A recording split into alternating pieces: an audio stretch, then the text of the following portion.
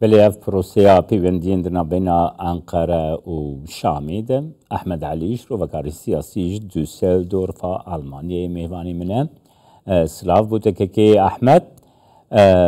بك أحمد يعني ديارة في شاركي قالك مازن يا روسيا لسر سوريا حياشي ليه هفدي تندنا بين أردوغان وأسد بيكناي في روشي شواد نرقينا إبارة بخير وسلام ورشتا كاك جمال وجحمو تماشابان كردستان بسوچار بگومان گو دوان روجاده پازه و مه و ورد رونشتن کوم نامنتوی آنگو هیئت المتحده ارودنه و اردوغان در نیویورک دخوازه نامانا بشینه جدر و نامانا بشینه هندر وان زانن گو نزیکایی قالك خرط نابني الهندر ده نابنيا أردوغان و أم بيجن جهة بيد شيء به وجهة بيد خوازه يعني علاقات خو سوريا خوشك شاتوك بكو وأسايي بك يجبوهم برسا بنابرا وغيرن أو ضغط السرجباتا تركي وسر بوليتيكوان تركا سبت ببه أبوك ناماك سركي يجبر ولو أردوغان قال لكي دخوازق أو شار مرجع قوداتين البر حكومتها بشار الأسد دكاروانا بيك بينه وهر نيويورك يجي ويقول لك سروكا ببينه وبيجي أم ديجي إرهابين وأم ديجي أبخوا بالأساس ديجي جباتا سبيل ده هرم عمدية ديجي كرداي ديجي إدارة ذاتية ودخوازي إدارة ذاتية إدارة مدنية ناوي إرهابي ليبك وبيجي بي أو قفايك سياستها دولتها هاي مزن دي جيهان ديا أمريكي ترسيوية وزغطك مزن سروي هي دي سياستها نابنتوي أو روسيا متفقا أو نظام سوري متفقا جو خبات بكن ديجي في إدارة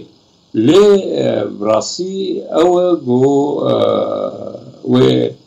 يعني نكارب تشكي بكن هجر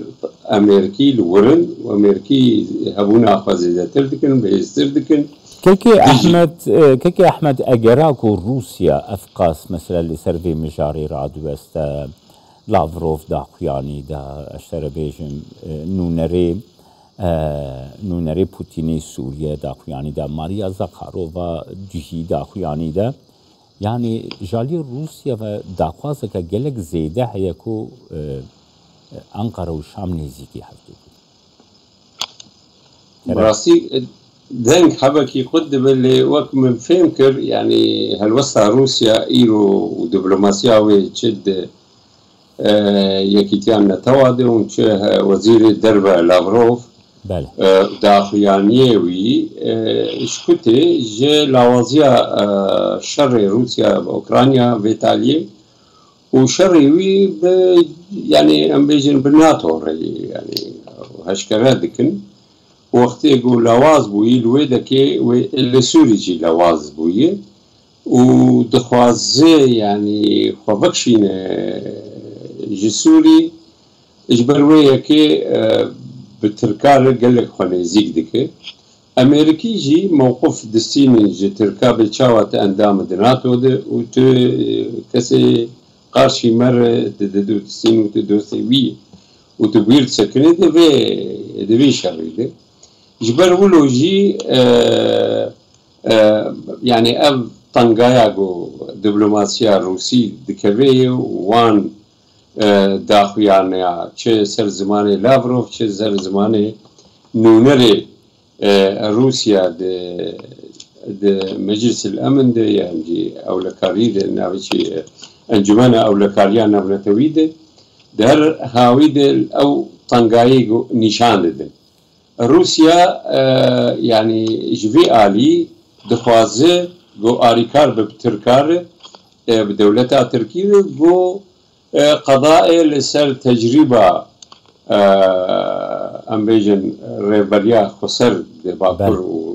وجلاتي فراتي ده بك لي او بدسوي بناي كي احمد نهال سرك رانا كردستان بيسو چارجي ديتشي تو زاني حكام فيدان لقاهرة بو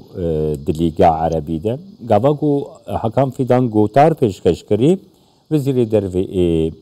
سوريا رابو دركفت شانجي بيره دركفت اف چه پیام بوش تركيا را تو چاوا دخويني بخوا تيد سياسة واعلام او زباني لا شيء خص قو ناماكي بدا ام التناين ام ويقوزي قو تدخوازين ناقن دستي اردوغان قو بيبي والله بسركتم حكومة السوري بخوا جاليكي بجهة بيري القارشيوي ونيزيقونا جهة بي واردوغان خصوصا جالي اردوغان تكتيكي يعني لاواز بويه بشي هالبجارتني خوجهی تالی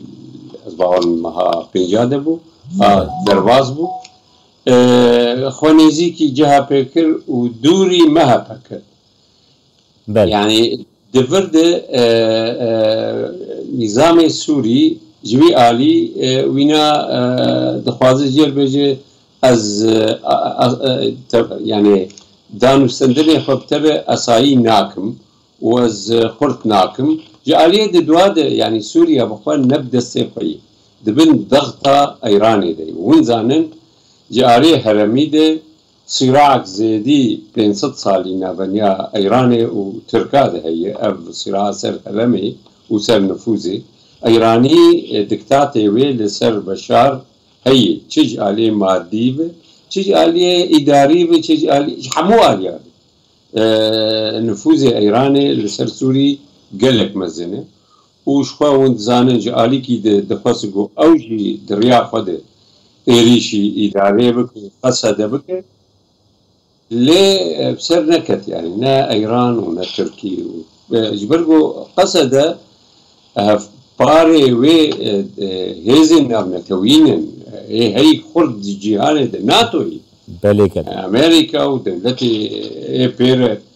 اون هاف باري وان دلسر عردي حليفي وان يسر بله